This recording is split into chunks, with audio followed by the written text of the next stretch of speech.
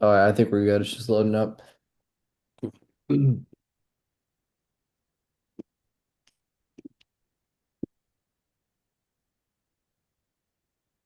All right, we're good. We're Cool. live. Let's do it. All right. Welcome back, everyone, to another episode of Pick and Roll Season 2. I believe this is episode 10, if I'm not mistaken. NFL playoffs are coming in hot, approaching next weekend. Um, so we are going to have an NFL playoff special next episode.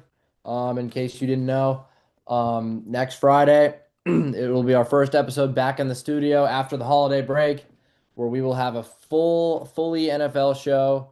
Maybe we'll do some NBA power rankings, but we will be mainly NFL that day as we kick off the playoffs next weekend. But that's not till next week. So let's kick off today's show. Um, we got the power rankings like normal. You know what, EJ, you can go first this time. Hit me with your NBA power rankings. All right, Sean. Since you want to play games, let's play games, then, brother. All right, so look, my top five NBA power rankings for this week on pick and roll. My number five, I'm going with the Detroit Pistons, Sean. They are the top of the East. They are legit powerhouses, legit dogs. I see them making a decent, fair playoff run in the future. Maybe this year, maybe next year. I know last year they took the Knicks to six. That was a really good game, a really good series, excuse me. So number five is Pistons. On my number four. Now, Sean, this is going to be a bit surprising to you because of how good they're playing, but their Mhm. conference is just so stacked. I'm going to go with the San Antonio Spurs, number four. Number four, and Oh, I know number four seems kind of low, but you got to look at it. This still is a young team. Playoff wise, they barely have an experience, with exceptions of Harrison Barnes and a few others, but they are still a young team. Wimby, Stephon Castle, Dylan Harper, he's still a rookie. Kelly Johnson has sniffed the playoffs maybe once or twice, maybe with his run with DeMar DeRozan and LaMarcus Aldridge. But like it's still a very young team. I compare them to, if you want to go like NFL wise, to like the New England Patriots. They are so good, but so young and have no playoff experience. That's why I'm number four. My number three, I'm gonna go with the Denver Nuggets, Sean. I think your Nuggets are really good.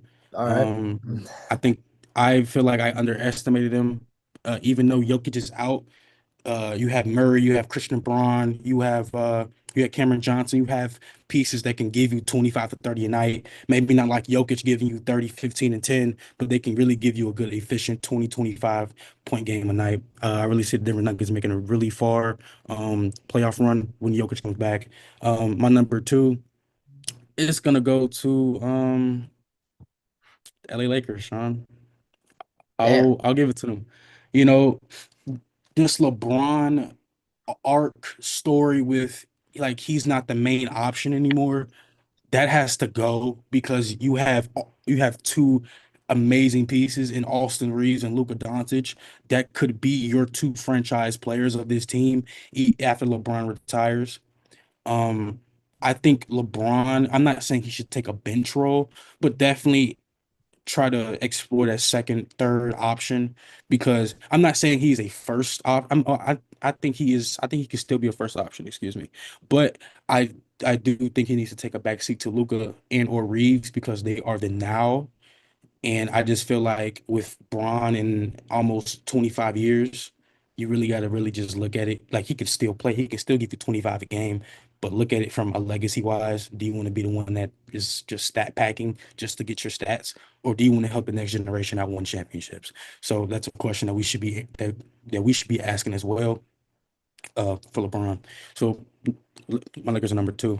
My number one, Sean. I've said this the whole time being pick and roll this season. It's the Oklahoma City Thunder. Now I know, oh my God, they've lost the Spurs 3-0. Who's the defending champions?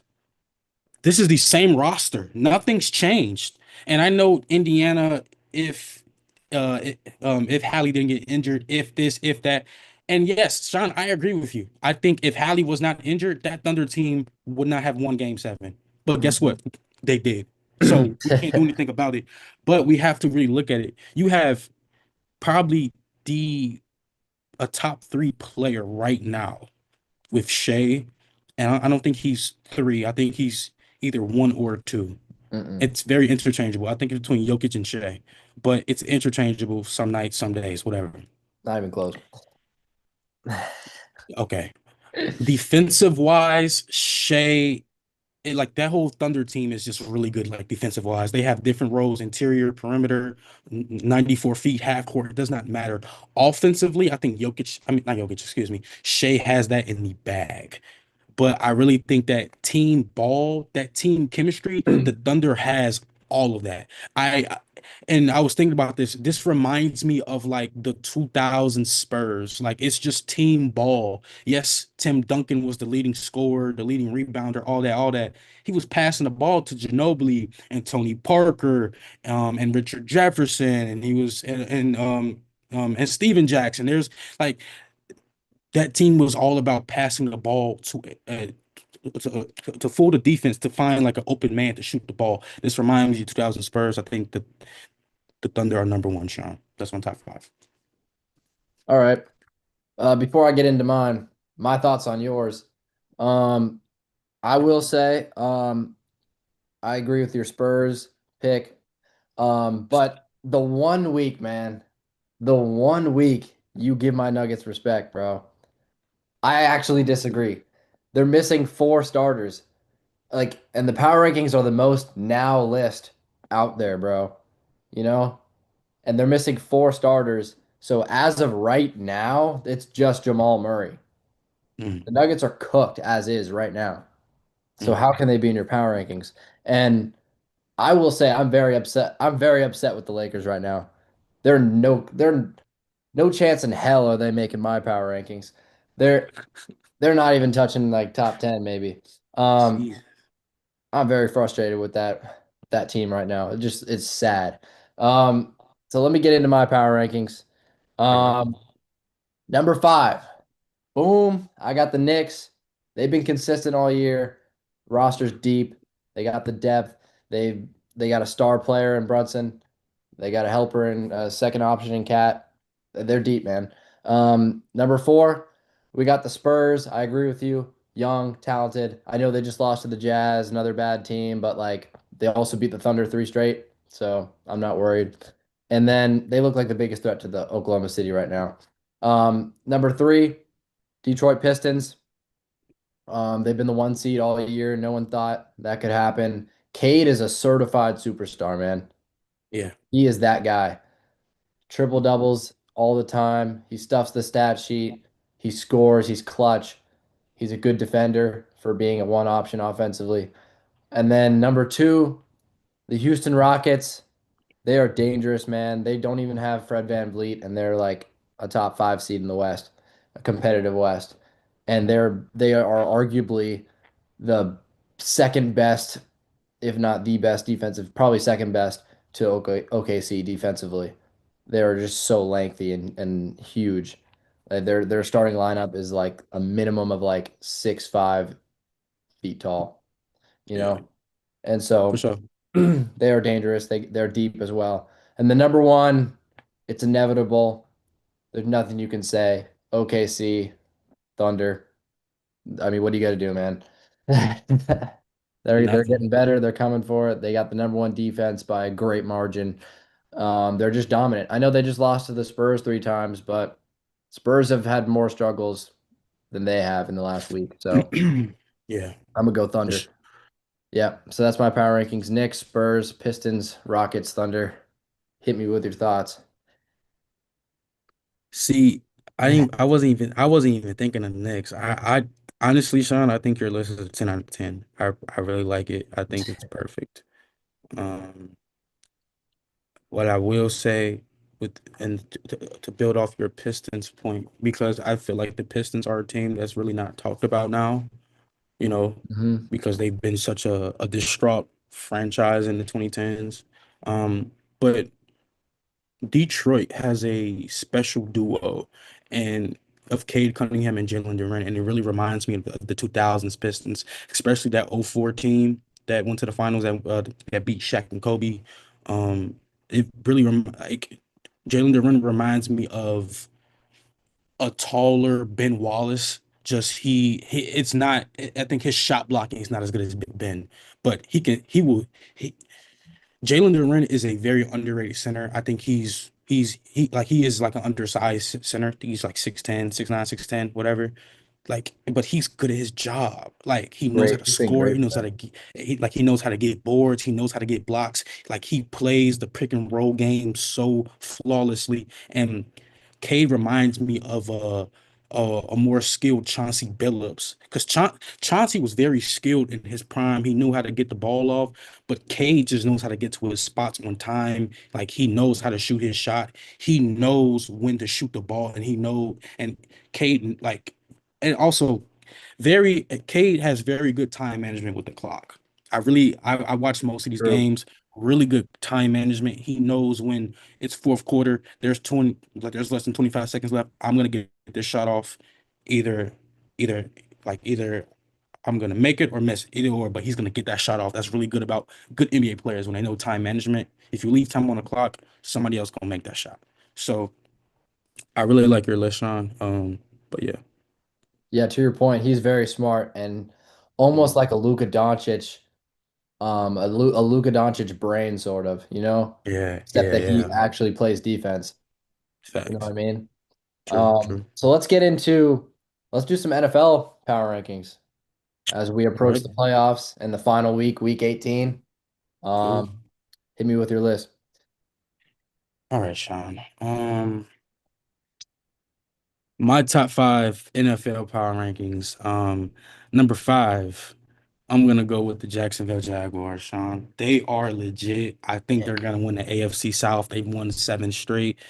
Um, but I will say, like an honorable mention, Sean. First time we've ever done this, but the Houston Texans.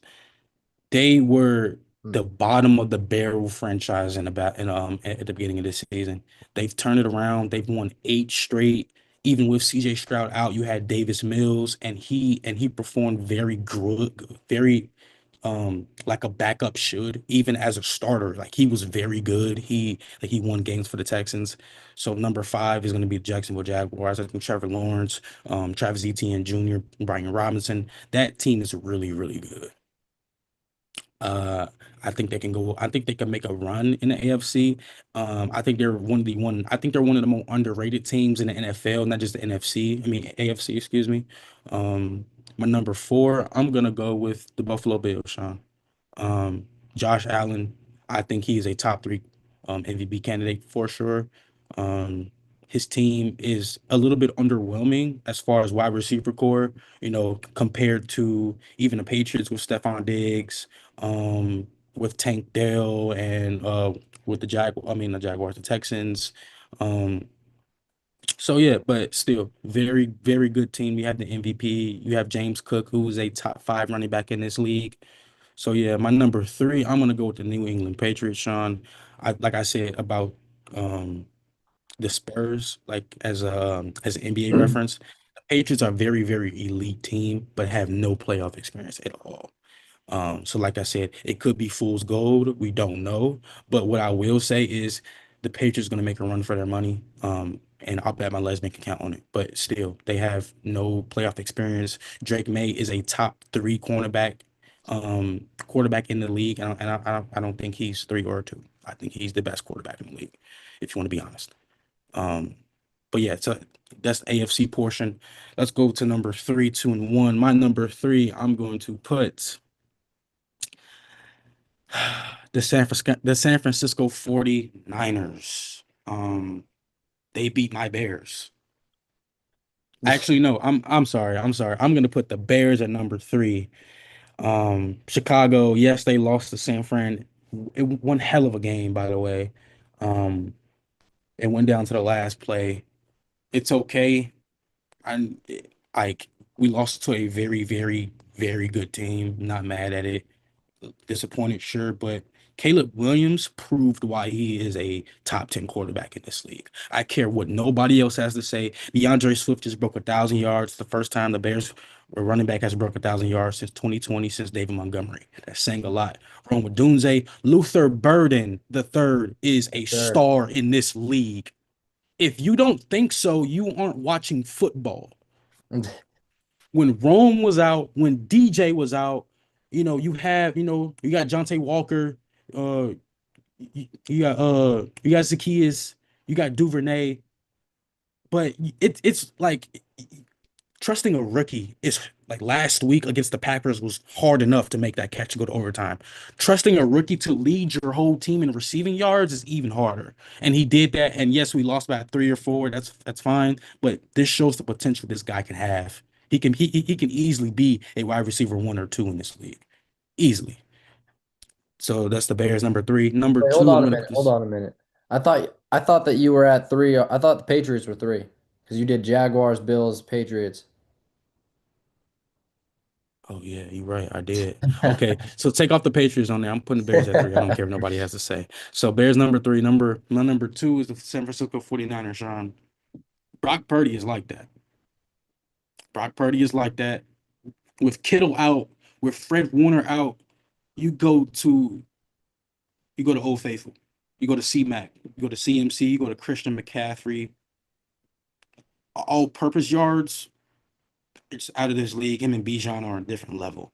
Um, Using Jawan Jennings, him him getting that basically that game winning touchdown to put the Niners over the Bears late in the fourth quarter. That was big, you know.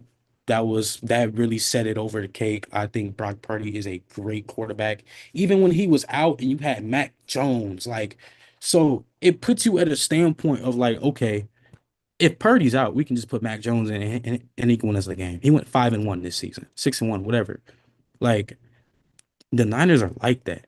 Now, imagine you put Kittle and you put Fred Warner out there. That Niners team is doing things in this league, Sean. I don't think you understand. And my number one is the Seattle Seahawks. Sam Darnold is an elite quarterback. I don't care what anybody has to say. Sam Darnold is a top 5 quarterback in this league. JSN is a top 2 wide receiver in this league, and he damn sure ain't too. This Seahawks defense is top 5, and it's not 5, 4, 3, or 2. You hear me? Like this team is amazing. We haven't seen this Seahawks team since the early Russell Wilson days, LOB, the Legion of Boom, all that. We haven't seen this dominant Seahawks team since 2013, 2014. Sean, this Seahawks team is legit and they are like that. Sam Darnold's like that. He's proved it. I hope they extend him. Hope they give him the max because this guy is legit. This guy is proving everybody wrong. 100%. Our lists differ, but not too much. Okay. I do agree with the Niners. They are hot and they are legit. They are dangerous. And I agree the Seahawks are on top right now. And the Bears, even though they lost, I'm not very discouraged by that. Um, but I will say I can't really get on with the Jaguars. I think they're a little bit lucky with their schedule, and I don't think that's necessarily skill.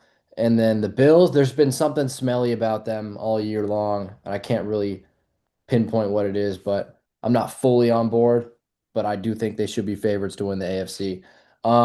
My list, number five, I'm gonna go Broncos. I say that because not that I think they're gonna win anything really, but just because they've been the hottest team in football for a while, and they're Birds. finding ways to win. And so they're power ranking eligible. And then number four, the Chicago Bears. I'm not very discouraged by the loss. We'll get into that game later, but I think the Bears are still legit, and I think they have a good shot at winning some playoff games. Number three, the Patriots. I don't think they're going to win anything, but they are again one of the hot teams in football, power ranking eligible. And then and Drake May has been balling, even without a strong O line. He's been running around getting chased, and he's finding ways to get out of that. Um, Hmm. Number two, the 49ers, they have hit their stride, man. Brock Purdy's back. Everybody's rolling. They beat the Bears without George Kittle, which I think is impressive. And then number one, the Seahawks, they're undeniably dominant right now. They're like the NFL's. I'm not gonna say that. I was gonna say they were like the NFL's Thunder, but I wouldn't say they're that apart from everyone else. Um, so yeah, they're probably undeniably the number one team in football as of right now. We'll see. But Hmm. yeah, that's my power rankings: Broncos, Bears, Patriots, Niners, Seahawks. That's not a bad list. I think it's a better list than most. But I do agree with your list, Sean. Good job. Great job. All right, let's go. And with that, we'll move on to debates and takes. Got a lot of All right. questions going. Yeah, Um, let's do it. Number one being the Bears game. Last week, the Bears lost to the Niners. Um, Caleb Williams threw 330 yards, but could not pull it out in, was it overtime or fourth quarter? I think it was It went to the fourth quarter. fourth Yes. quarter, almost overtime. He couldn't pull it out. And the Niners won. So, are you concerned for the Bears after this loss? Am I concerned for the Bears after this loss? Sean, I am not concerned for the Bears after this loss. And the reason is because Caleb Williams showed that he can compete against good teams. Yes, they lost by four, whatever. But first of all, this is the first game ever in the modern era where the scores were tied at 7-7, 14-14, 21-21, 28-28, and 35-35. First game in history. This was a shootout, Sean. This wasn't just a normal, okay, I'm gonna come back. No, this was both teams were shooting their shots and they were hitting the San Francisco 49ers. They just hit the buzzer beater. You know, this was a It was close a game. bloodbath. This was a close game through the first quarter to the fourth quarter, from timeout to timeout. This was a game where somebody's defense had to stand out.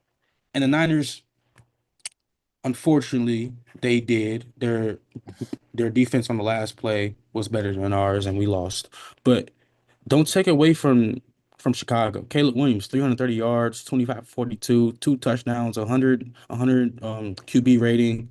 Swift and Monangai combined for 90 yards.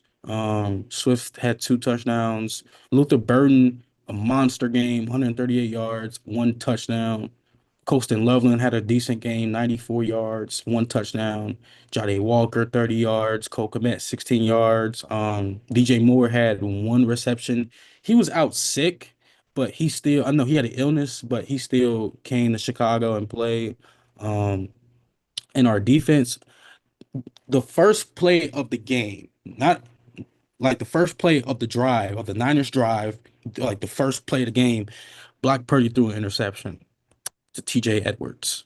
And we all thought, okay, yeah, we got this, we got this. Nah, Sean, we got nothing. We got nothing. But this was a good game nonetheless. Um, I think we need to do better on our defensive side. Again, we did have a few players out. So again, but Brock Purdy, I don't take anything from Brock Purdy anyway. He had a great game, 303 yards, 24 for 33, three touchdowns, had interception, QB rating of 118.6, CMC, 23 carries, 140 yards, a touchdown. Brock Purdy had two rushing touchdowns with his three passing touchdowns. Ricky Pearsall, 85 yards, Jake Tungus, 60 yards, Jawan Jennings with that game-winning touchdown, 42 yards. CMC, Kendrick Bourne, Kyle Juszczyk, Brian Robinson Jr. Their defense didn't really do anything for real. There was no sacks, no interceptions. Um, like I said, this was a shootout, Sean. Like San Francisco just had the slightly better defense. But this proves that Chicago is not the old Chicago Bears that we knew from last season or even from the first two games of this season.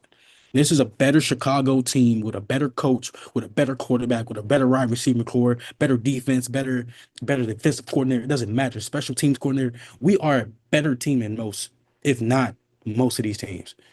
In the not just in the NFC, in the NFL, Sean. We are a very good team.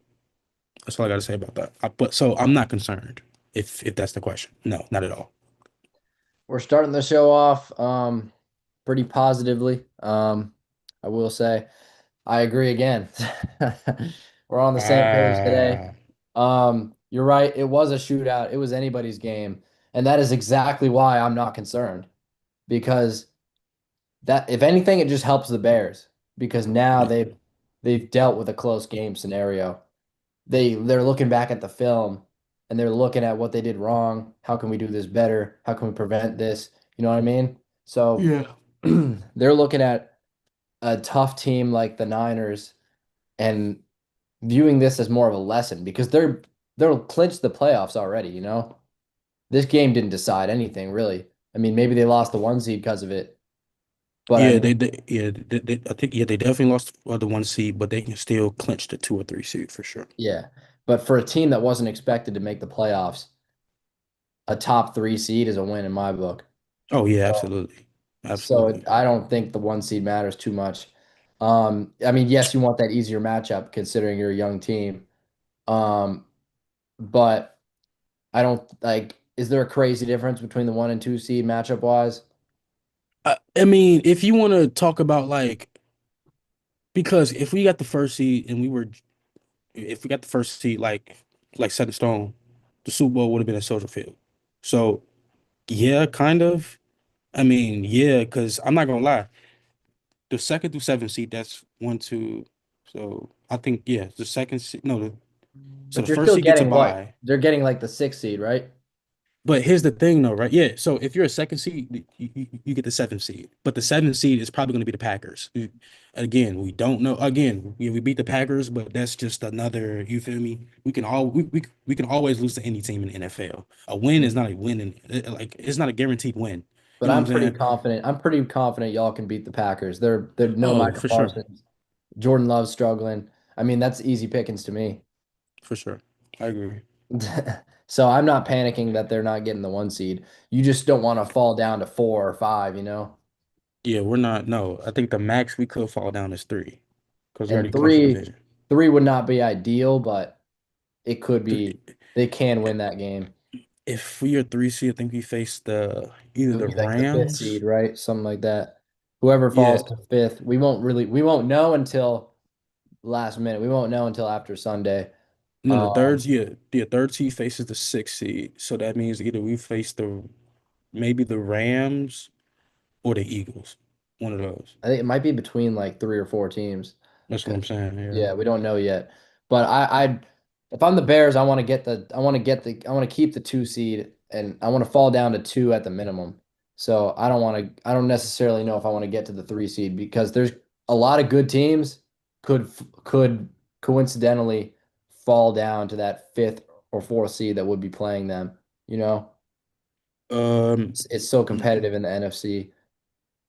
yeah. I think the standings right now are set in stone except no, Niners, Seahawks, and then Carolina Bucks. Carolina Bucks the winner of that game gets the fourth seed, the other one gets eliminated. Seahawks, Rams, the winner of that gets the first seed, the loser gets the fifth seed, I think. So Mhm. other than that, all the other teams are set in But stone. isn't there like one or two games between the Niners, Seahawks, and like Rams That's or that's what I just said. yeah. That's what I just said, gang. My fault. I thought you were saying that they're set in stone. No, son. The Seahawks and the Niners game, that game chooses the Yeah, yeah, first yeah. seed. Yeah. That's what I'm saying. Got you. The Panthers Bucks game, the winner of that game is the fourth seed, and the loser is eliminated from playoffs. Right. But the other teams are set in stone with their playoff seed. But we do have to beat the Lions in order to maintain that second spot. We do Right. have to do I that. think the Bears will can win out. I think Yeah, yeah. they can win Sunday. I don't remember who they're playing, but we'll look at it later when we do the NFL. But Playing anyway, Lions, Detroit, playing Detroit. right. That's an easy win. By the way, 59% completion from Caleb Williams and zero interceptions with the inexperience that Bears team has, and they brought that Niners game to only like a one possession game, that's encouraging to me. I think they'll learn from Hmm. this. I'm not worried For about the sure. Bears. Me Um, either. we're gonna move to the next question, sticking with the NFL. What team has the most pressure this weekend in the final games, with seeding taken into consideration? I'll definitely say it's definitely a team in the AFC for sure. Um, is I would say it's definitely a team in the AFC. I'll probably say the Baltimore Ravens. The reason I say that is because this team was supposed to make a deep playoff run. Nobody expected the Steelers to make a deep playoff run, even with DK, even with A-Rod, even with like all the signings they made. Nobody thought the Steelers would make a deep playoff run, and I don't think they will. But people thought that the Ravens were going to really make a deep playoff run.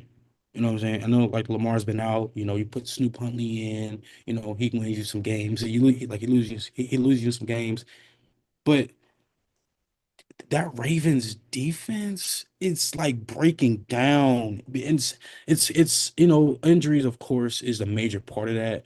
It's also just like, are you willing to play for the Super Bowl? Are you willing to play to get to that? Like, are you willing to are you willing to play to get to that final game, that championship game, right? And like I said, I think the Ravens are 8-8. The Steelers are 9-8. Oh no, I think the Steelers are 8-7, something like that. But this is a must-win game for the Ravens because if they don't, then John Harbaugh's job is going in jeopardy, right? This has been same team, not the same team, but basically the same core for I would say 7 years since Lamar got his start. His first MVP in 2019. I think that you need to rethink not Lamar. I think Lamar is a generational talent. I mean, think of your pieces. Zay Flowers is a great wide receiver. Rashad Bateman's a great wide receiver. DeAndre Hopkins is a great wide receiver. D Hop hasn't been great since 2020. I'm sorry. He hasn't been great in 5, 6 years. Zay Flowers is a wide receiver. I think he's at best a wide receiver too, at best. And then Rashad Bateman, he's a wide receiver three. They don't have a receiver. Well, I think Mark Andrews or Isaiah Likely could be their main option, but other than that, they don't really have any main options. You know what I'm saying? So definitely the Ravens. I think I'll be looking at that game for sure, along with the Bears Lions game. But yeah. You know, I thought about saying the Ravens to this question, but then I thought about how the ship has already sailed for them. You know, like about 5, 6 weeks ago, we knew the Ravens season was pretty toast. So Mhm. I don't think there's much pressure on them at all. I think it's just a bonus if they win and make the playoffs because they're getting first rounded, you know. Um, so that's why I think the most pressure this weekend is the Seattle Seahawks. You have a game against the 49ers for the one seed, and a loss against the 49ers gives the competition momentum. You're looking at the Niners feeling good. We just beat the Seahawks. We're ready to beat you in the playoffs now. And so if I'm the Seahawks, you need to win this game to prove you're legit, and you need to win this game to keep the momentum on your side because you don't want the opposition. You got to remember the Niners are not only in the same conference, but they're in the same division as you, and so they know you well, and they are going to be. If I'm the Niners and I beat the Seahawks, who've been dominant all year and think they're going to have a big playoff run, if I beat them on Sunday, I'm feeling really good about my chances in the playoffs. I think it's a bad momentum swing for the Seahawks if they lose, um, because then if you meet the Niners, they're feeling good. They know they can beat you. So either you got to turn it up, or you got to win Sunday. So I just think it only gets harder for them if they fall down because then they're missing the easy matchup. They fall down in the standings. And so I think there's a lot of pressure on the Seahawks considering the lack of belief in Sam Darnold and then just the fact that nobody expected the Seahawks to be this good. So I think a win is very important this weekend for them. And and a loss to the Niners would give up the division and the one seed. So not only did you lose the division, you lost the one seed. So there's a lot at stake for Seattle this weekend, in my opinion. Fair enough. But if even if the Niners or the Seahawks lose, let's say the Seahawks lose, they still make playoffs. It's not like they're just out the playoffs. The Steelers and the Ravens, if the Ravens don't win this game, they are out the playoffs, Sean. Like there is no, oh yeah, like get back. Oh no, no, no. If the Ravens lose, they give up the division and they give up the fourth seed in the AFC. Like that's how bad things are. But what I'm saying is, how many playoff games are the Ravens winning? None. Maybe Exactly. one at most. So why does it matter if they make the playoffs? Because Sean, you're saying like it's do or die, basically. You're saying it's do or die if Seahawks lose. That's not the case. I don't think it's died. They're going to the playoffs, and they could very well still win the playoffs. But I think it's a bad momentum swing. I think that it gets uncomfortable for them, unnecessarily uncomfortable. Yeah, If they can avoid that, I would take the win. fair enough. I mean, I guess we gotta agree to disagree. It's all good. We're gonna transition to some NBA briefly. This next question: Who is looking worse for their team right now? Trae Young for the Atlanta Hawks or LeBron James for the Los Angeles Lakers? Both have had, negative accusations, statistically looking negative, um, and their teams have been unsuccessful as of late, amidst both of their return. They both were injured early on in the year. So who's looking worse for their team right now, Trey or LeBron? Trae Young, bro. Come on. Not you know. No, no, no. I'm tripping. It's LeBron. What are we talking about? It's LeBron James. And listen, I know the Hawks are not a top five seed in the East. I mean, nobody expected them to. We expected the Lakers to be a top five seed, and they're at number five. They're at, you know what I'm saying? Like we I expected expected the LeBron. Hawks to be higher.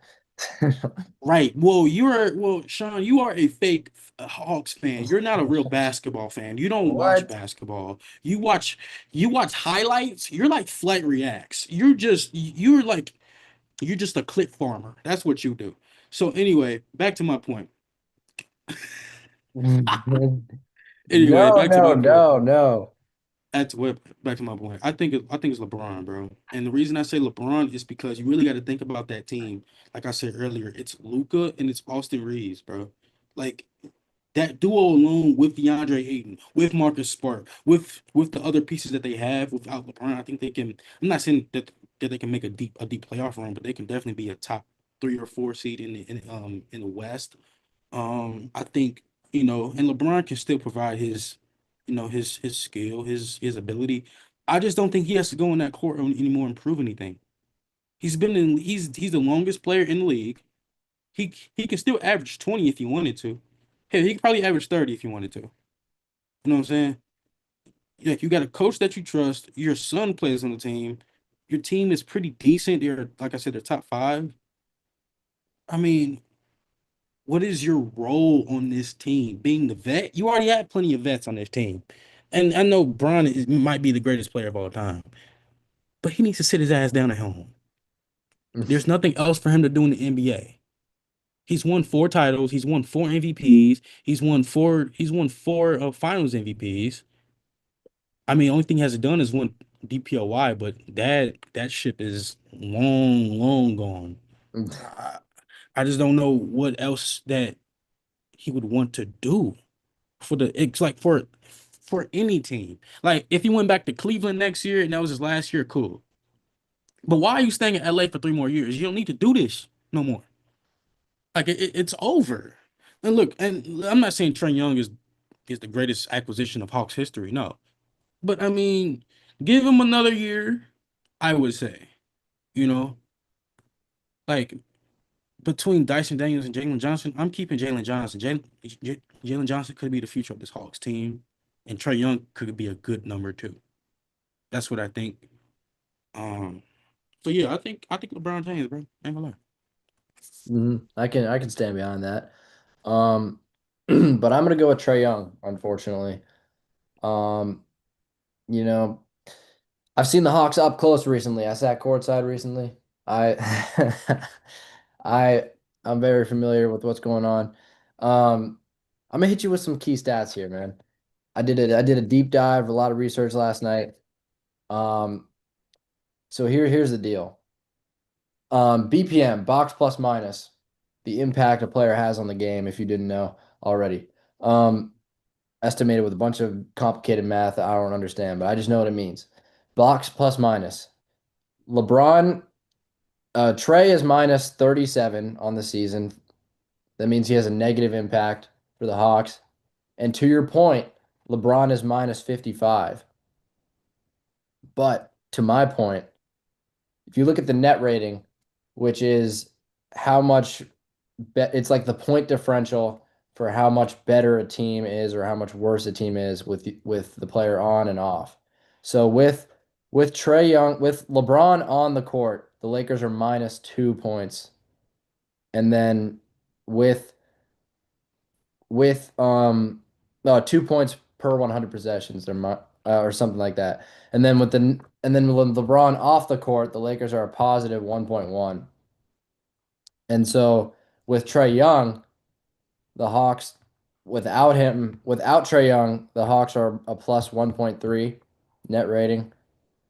But with Trey Young on the court, the Hawks are a minus 6.1.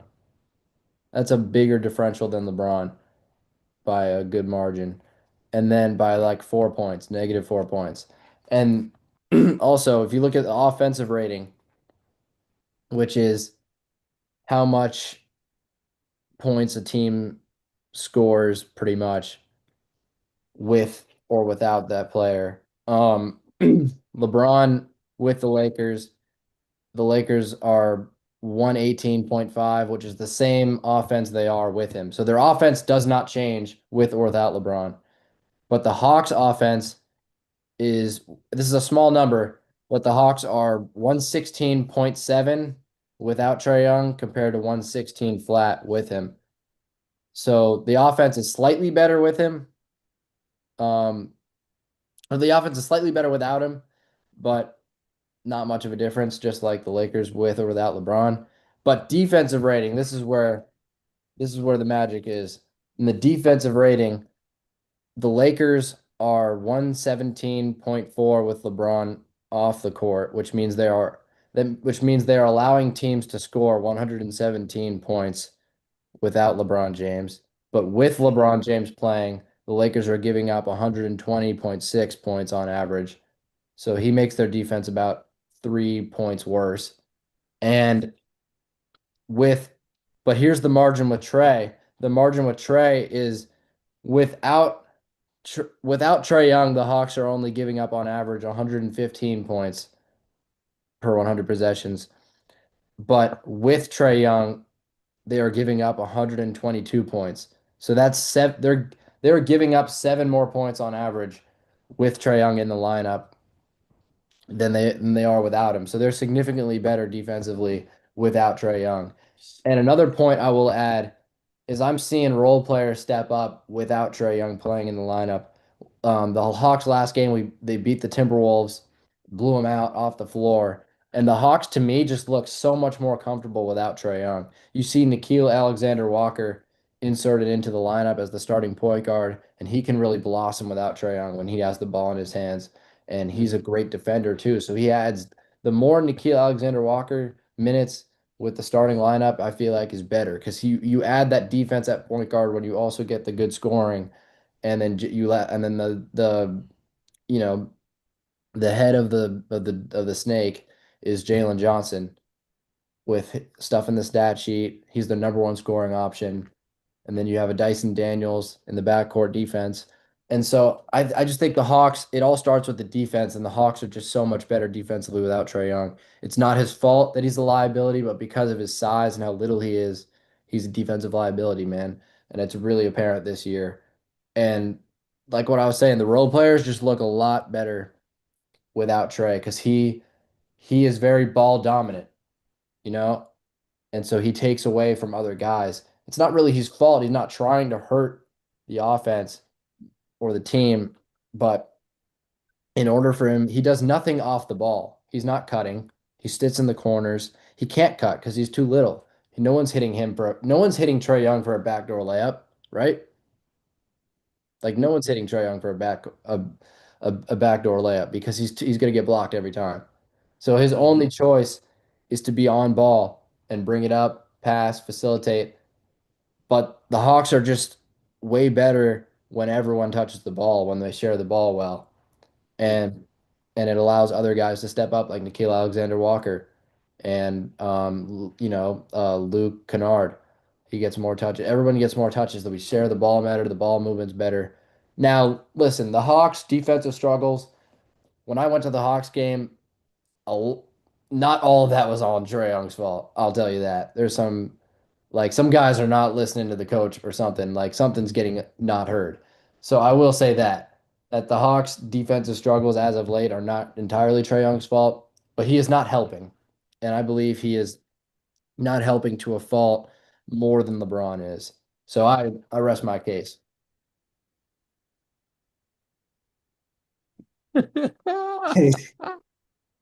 Sean, you crack me up every time, man. Because the just okay. Since you want to hit me with stats, right? Which which by the way, I'll give you that. Great job, BPM, ooh, all that bull, whatever. Great job. You know, I'm glad that you graduated kindergarten and finally found your stats, but let a real let a real basketball fan teach you something, okay? And this is very simple because you clearly went to in depth. What is the Hawks record? Don't look it up. I have it right here. Just take a wild guess. I believe we're like 14 and 16. You guys are 16 and 19. Oh. You are 9 and 13 in your conference, 6-11 at home, 10 and 8 at away. I'll give you guys that. 2 and 8 last 10, and you've won. I think you won against Timberwolves last night. Okay, let me compare you with the Lakers standings. This is this is all season, by the way. All season. Mind you, Trae Young wasn't in the lineup the first half of the season, correct? hmm Okay, cool. Nope. I ain't gonna say none of those. I'll give you Cool. that. What is the Lakers record? Just take a wild guess. You probably know it. I believe we're 19 and 10, You guys are 20 and 11. So 20 and close. 11. Whoops. 15 and 8 in the conference. Mind you, probably 15 and 8 in the conference. So the first, I would say, 8 teams: Thunder, Spurs, Nuggets, Rockets, Lakers, Wolves, Suns, Warriors. 15 and 8. So you won against 15 of these teams and lost to 8. Great. Home and away, you guys are 8 and 6 home, 12 and 5 away, 4 and 6 the last 10. You've lost one. This is all season, Sean. It's not just when LeBron is out or when Trae Young is out. Who's doing better? What do you mean, LeBron? Okay. So if he's doing better, oh wait, you're right. I Wait, I just miss proved it. I just proved to you that LeBron has I less of just, an impact on the I team. just misunderstood. Yeah, you're Le- right. I ain't gonna lie. Yeah, LeBron. you're right, Sean. I ain't got nothing to say. You're right. Good job.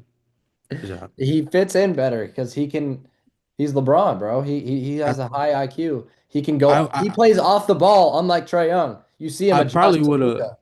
I probably would have thought that without Trae Young, I thought without Trae Young they would be worse.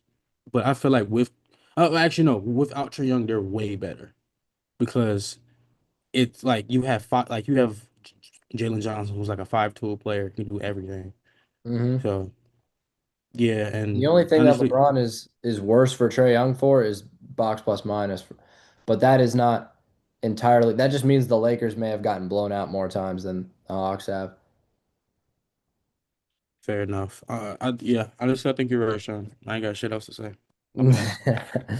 right, we're gonna move to the next question. Are you concerned about the Thunder after three losses to the Spurs? No, absolutely not. There comes a time like when, for example, when the 2011 Heat, right? They went on this 27 game winning streak against the East. They were conquering the East. And then the Bulls, this young Bulls team with Derrick Rose, all them, they take over and they beat the Heat, and they beat them all through the regular season, 2011 season. Do your research, please do. If you think I'm wrong, do your research. The Bulls beat the Heat every single time in the regular season. Blew and the Heat blew them out in 5 games in the conference championship. This is the Heat Bulls thing. This is Spurs Thunder. The Thunder just won a title, right? Yeah, whatever. Mickey Mouse title, blah blah blah. Ooh, cool. They still won the title. They still won the damn thing. The Spurs can beat the Thunder all they want in the regular season, but if they can't beat them in the playoffs, it doesn't matter to me. I ain't gonna lie. You know what I'm saying? If the Lakers beat the Nuggets, if the Lakers blew out the Nuggets every game in the regular season, right? You're gonna call the Nuggets trash. Ooh, ooh. I won't, because the regular season games, they matter. But if you're because there are guaranteed playoff teams: Thunder, Spurs, Rockets. I would say Lakers, Pistons, Knicks, maybe Heat, few others. Right? Cool. They are playoff guarantees, right? Guaranteed teams. Spurs and Nuggets are guaranteed teams. If Spurs Nuggets, Thunder Spurs are guaranteed playoff teams. The Thunder are going to beat the Spurs in the playoffs 100%, Sean. So I'm not worried about this at all. I'm not concerned about none of this. Shea, he's going to bounce back. I don't care how many free throws he has to shoot to win the game. He's going to win that damn game, Sean. Facts. Hmm. Um, I will. That is a good point. But with the Heat Bulls comment you made, but were there injuries involved? No, No injuries.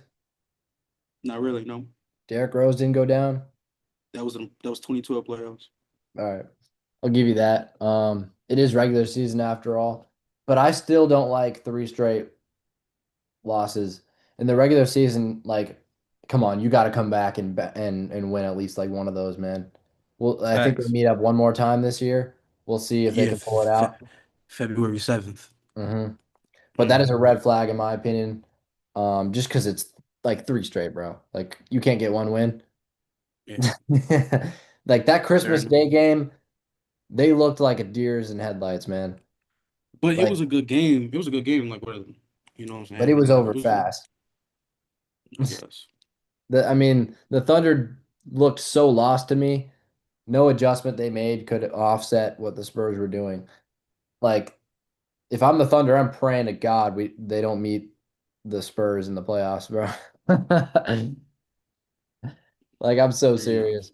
That Fair enough. that was bad. Well, there's something about Wemby versus that team. There's something about the Spurs matchup wise compared to the Thunder that if I'm Sam Presti, if I'm Mark Daignault, I'm shivering in my boots.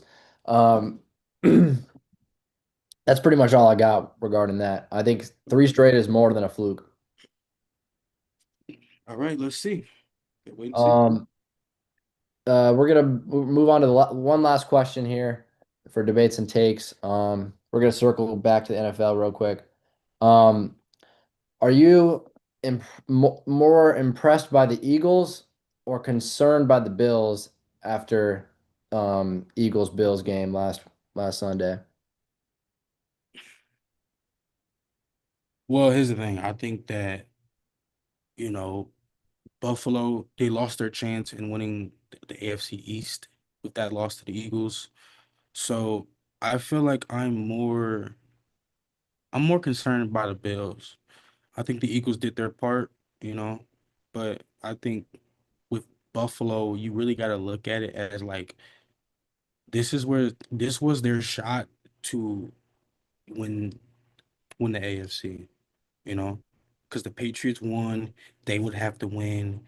And I think they would have to win I think the Bills have to win their last game, the Patriots win their last game.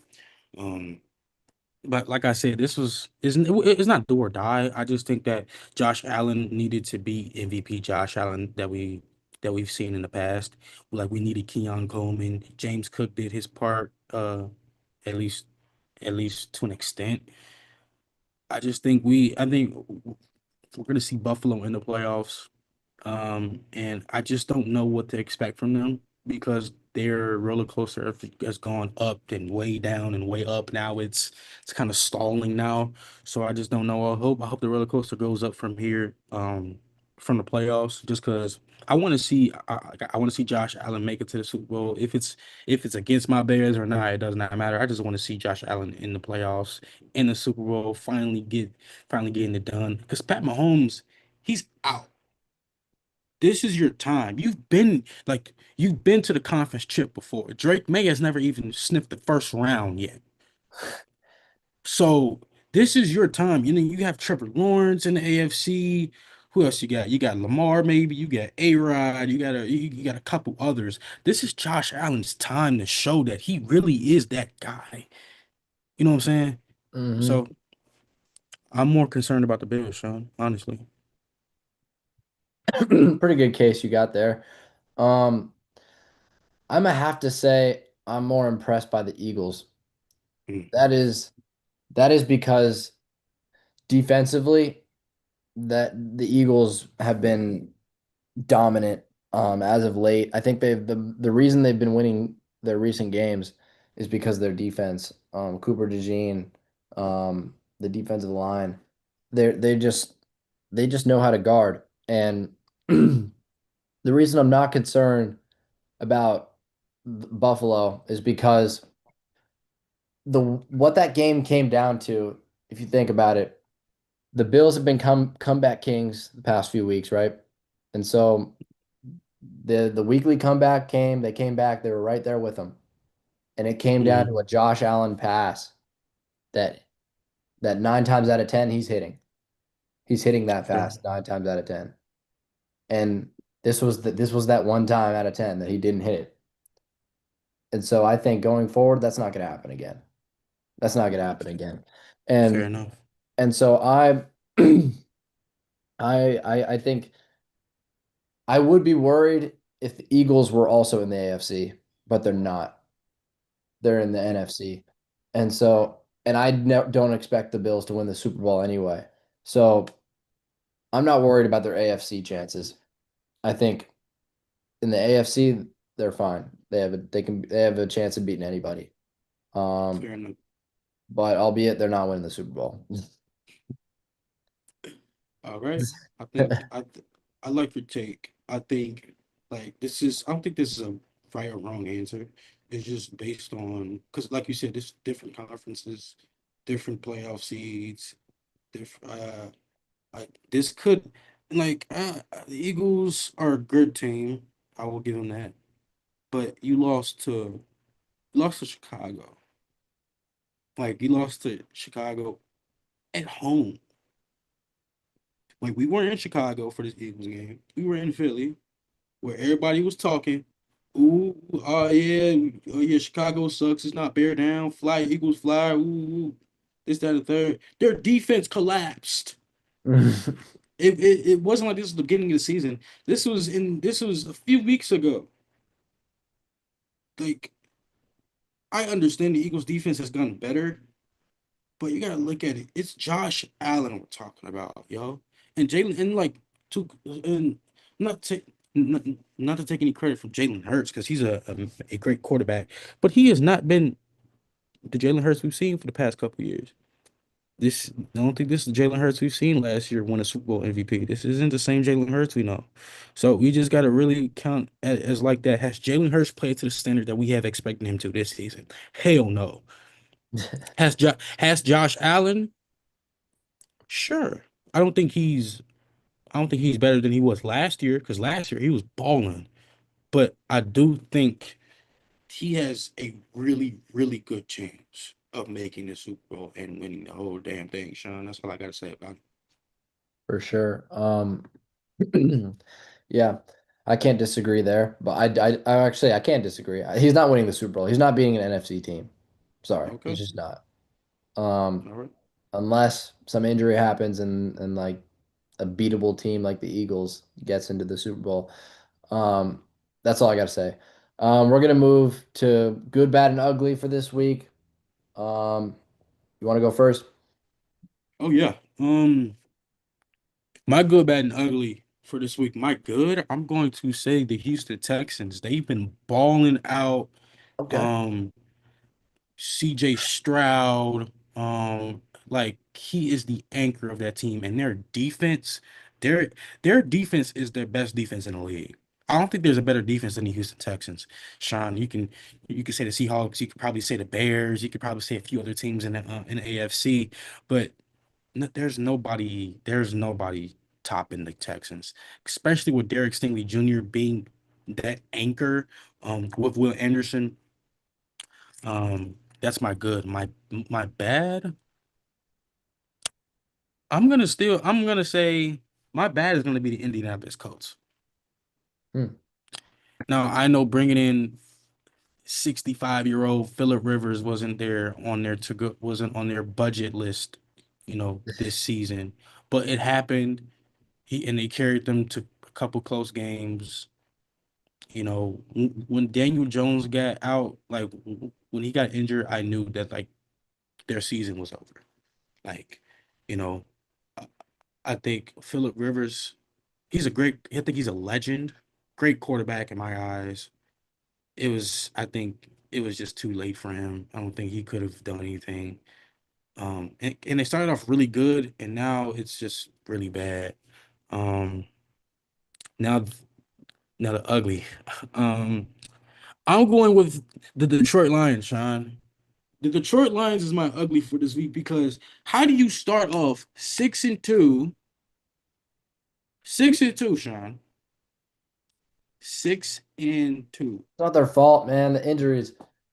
I don't. Here's the thing. I don't care about any of those injuries and none of that because the Bears have had injuries, the Bucks had injuries, the Panthers had injuries, and they're still in for playoff contention. The Bears clinched the NFC North. But no one's as injured as them. Their defense is so injured. Their offensive line.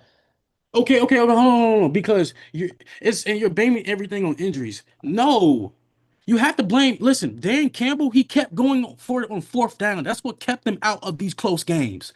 So you can say injuries, yeah, cool, whatever, this, that, and third. Dan Campbell is to blame for the Lions going 8-8. Jahmyr Gibbs did his job. But that Okay, has Jared, successfully worked in the past. but in the past, Sean, you keep talking about now. They're 8-8. They're bottom of the NFC North. Sean. They had multiple chances to win games to not clinch the NFC North, but make the playoffs. But can you not point to the fact that Amon-Ra St. Brown may be playing through injury? Remember, he was going to miss. He missed that one game, and he came back a little too Listen, soon. but listen to what I'm saying, no, Sean. You have to listen to what I'm saying. They were 6-2, first or second in the NFC North. The Bears were fourth or third, whatever. How do you go from 6-2 to 2-6, 2-8, whatever the case may be? And listen, yes, injuries is a big factor. I'm not saying injuries isn't, but you have to blame. You have not blame. You have to take accountability. Why are you always going for it on fourth now? Like for real, why aren't you playing David Montgomery instead of Jahmyr Gibbs more, or have the same equal touches? Like make it so it's Sonic and Knuckles, not just Sonic. Knuckles just sitting on the bench twiddling his toes or whatever he's doing. Like yes, Jahmyr Gibbs is a premier running back, but if you're not playing your second option to your first option and your first option isn't doing as well, put your backup piece in, see how he does, and get that chemistry flowing. That's what they do from a Guy and Swift.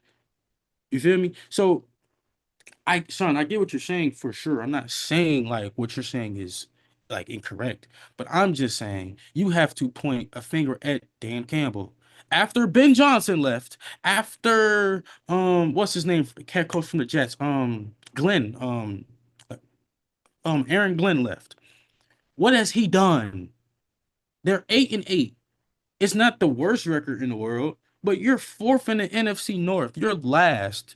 The Vikings finished better than you, and they had Max Brosmer as a QB. Sean, there's no excuse for being worse than 9. Are you serious right now? Come on, bro. There's no like, come on now. So yeah, that's my good, bad, and ugly. My good, the Houston Texans. My bad is the Indianapolis Colts. My ugly is the Detroit Lions. I will say, that is a good point when you bring up the Vikings finishing higher than them. But I still don't want to definitively judge this Lions team until we see them fully healthy. fully healthy, I think they're dangerous, man, with a fully loaded defense. Like, come on now. So you've got an all NFL good, bad, and ugly this week. I Hmm. actually got an all NBA good, bad, and ugly. There were no NFL teams that stood out to me for any of these. You So I went think? all NBA. My good is Joel Embiid, surprisingly.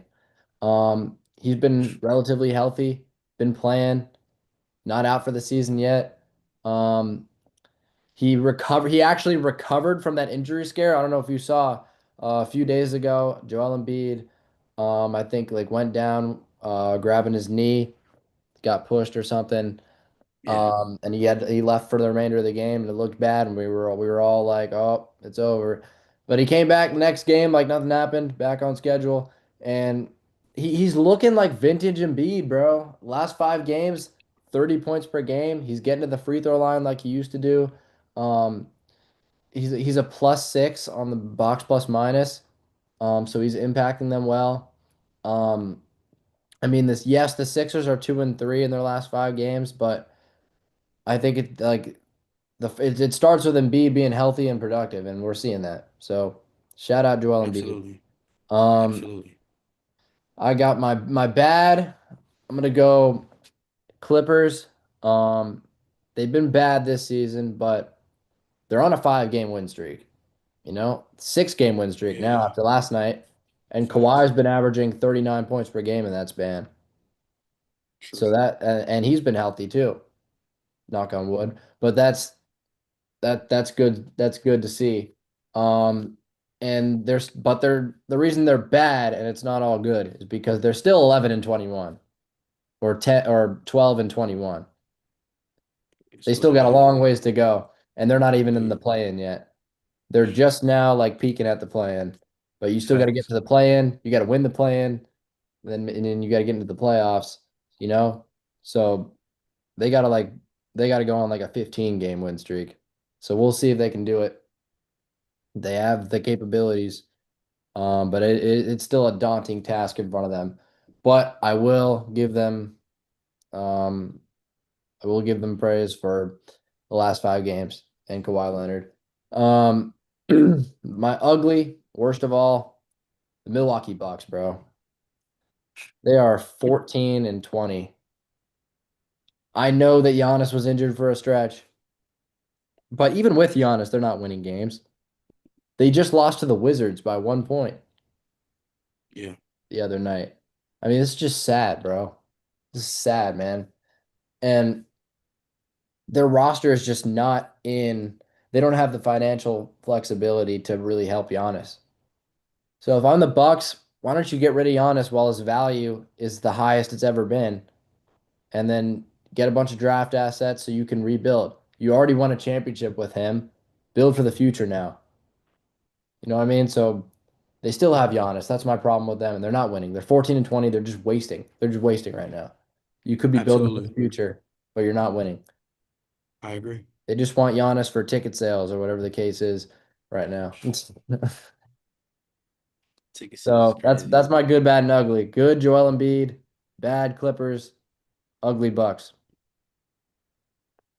You got any thoughts? Fire.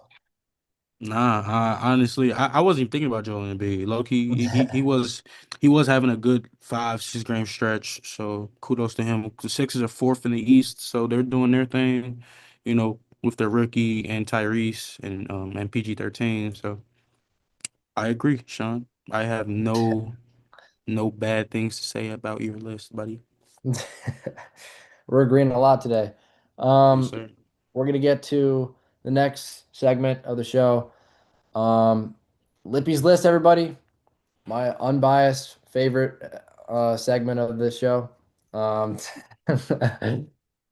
we're gonna go top 5 fraud teams. This is pretty much, yeah, this is all NFL. All right. Top 5 fraud NFL teams heading into playoffs. Um, boom. At number 5, give me the Buffalo Bills, bro. I know they're favorites to win the AFC. I don't disagree with that. I'm a preacher of that. But they're not winning the Super Bowl, bro. And they're lucky they're in the AFC. If they were in the NFC, first round, second round. Like they don't have targets. They have a receiving problem. They were too reliant on their run game. They're too reliant on Josh Allen. And a one man can't do it all, bro. We saw it on Sunday. It kind of just got to Josh. He kind of panicked and threw a bad pass at the end of the game because he knows there's too much pressure on him. And he got hit too. He was playing on that bad ankle, bro. Remember that bad hit? There's too much pressure on Josh Allen. Way too much pressure on him. And they need to give him more receiving targets, bro. Dalton Kincaid is not enough. And they got James Cook, but after a while, the defense starts to predict what you're going to do.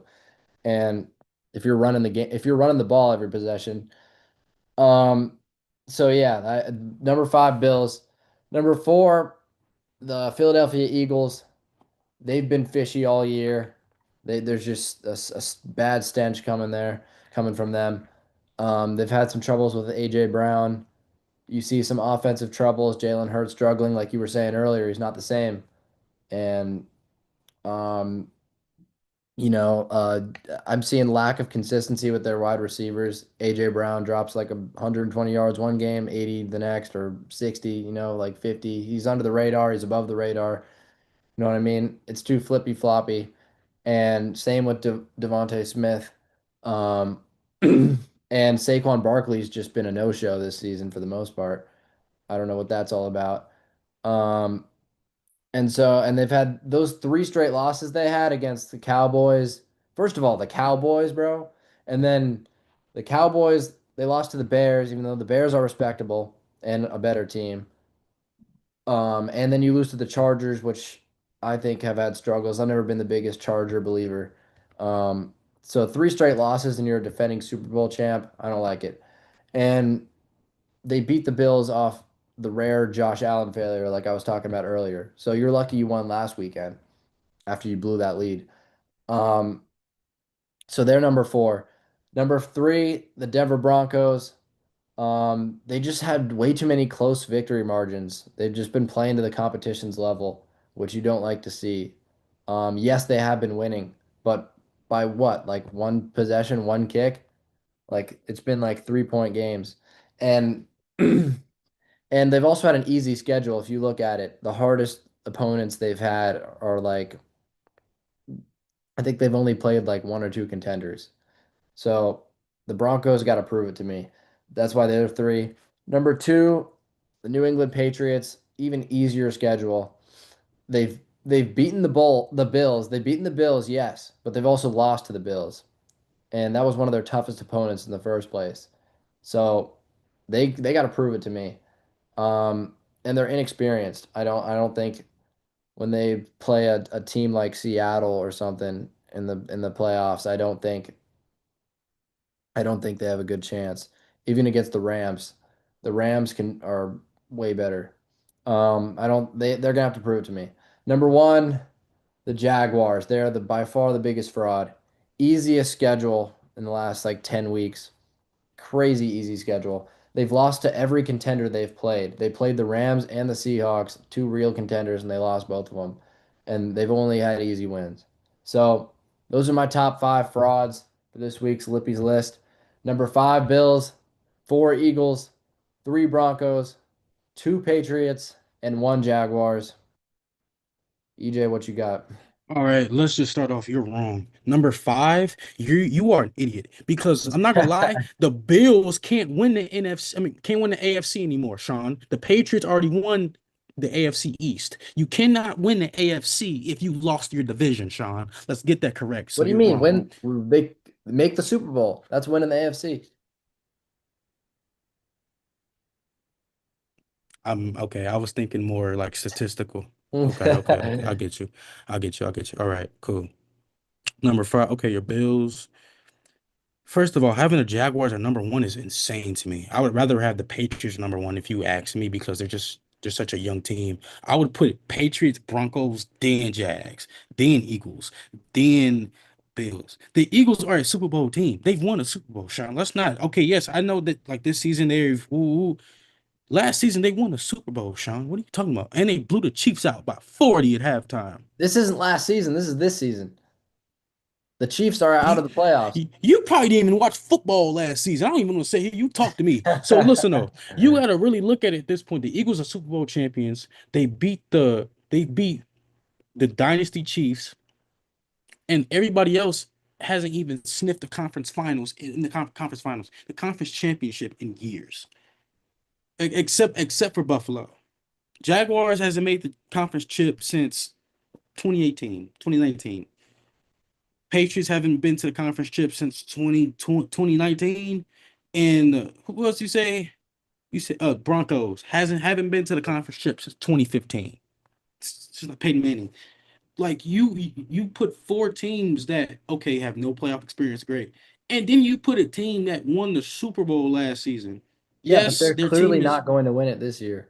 okay. Sean, you don't know that. Nobody, no, you don't know that. I'm pretty sure. I don't like this Eagles team. So, if the Eagles win, then what? Then I'll be wrong, but I don't think it's gonna happen. I said wait and see. But other than that, your list is not half bad. Thank you. The Jaguars, come on, they're bigger frauds than the Patriots. Yeah, okay, whatever you say.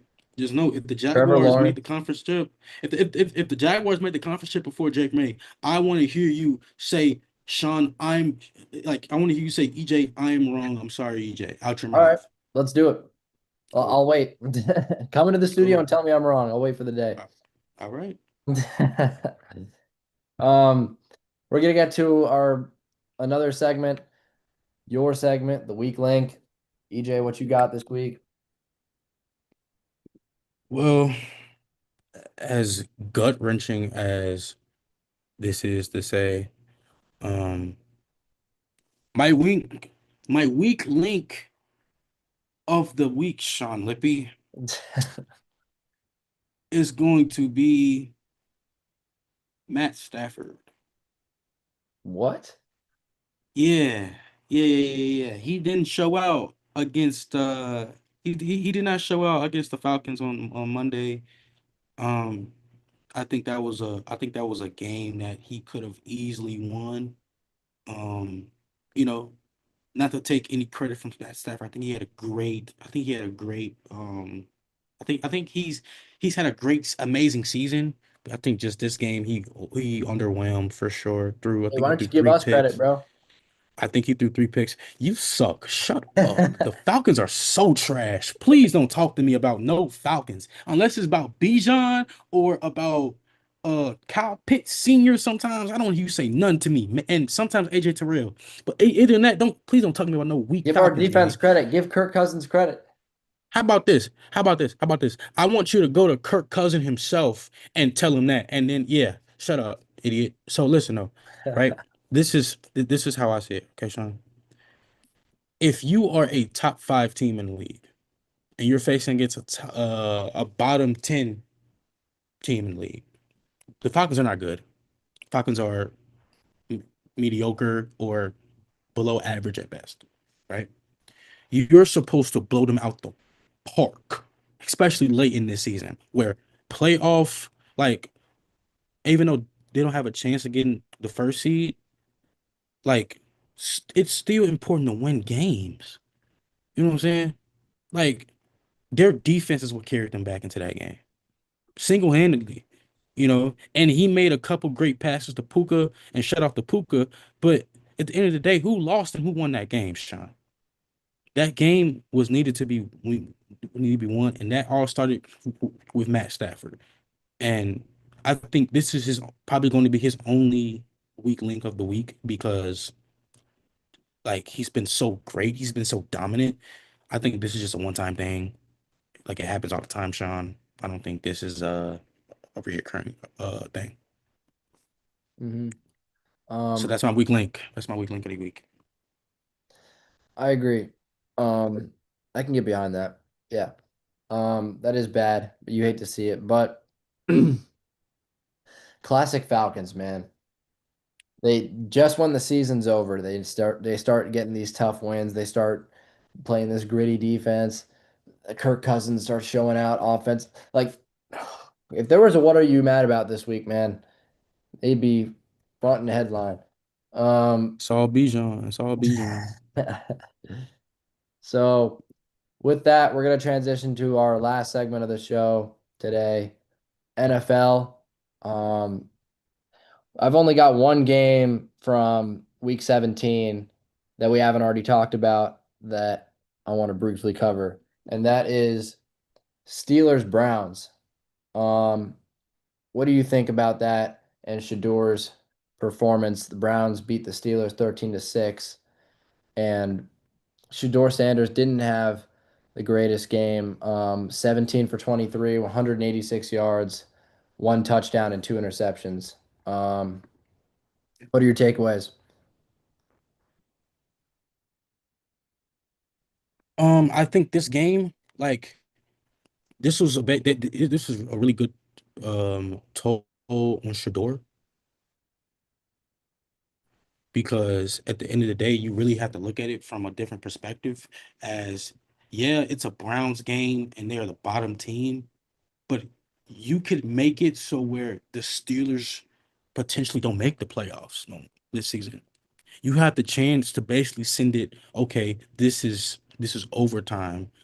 I know I'm not gonna make the playoffs, but why should I bow down for a team who could or maybe should make the playoffs, right? It's going to be between the Steelers and the Ravens. This is a prime time rivalry. It's been going on for decades since before Big Ben and Ray Lewis and Shannon Sharp, since all that, right? This rivalry means everything, especially for a playoff spot.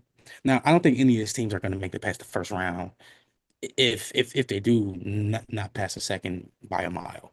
But I do think that this game will be amazing to see on Sunday, just because of the rivalry and the tensions, and to see if Lamar can carry his team to the playoffs. So Mm-hmm. yes, Um, I agree. But I don't know. My takeaways, I'm kind of thinking maybe yes, the Browns won, but that was not because of their offense. That was because of the defense, and that was mostly because of just this how sorry the Steelers were and and Aaron Rodgers. It's looking bad. I think the Ravens could totally win on Sunday. But I don't know. You might want to look at maybe we should have kept playing Dylan Gabriel offensively because they've started the same amount of games and Shador Sanders has thrown more interceptions in his Mm. starts. So just a little something to chew on. Um, Wait, Sean. Before we move on, um, take a wild guess on who has won more games, Shador or Dylan Gabriel.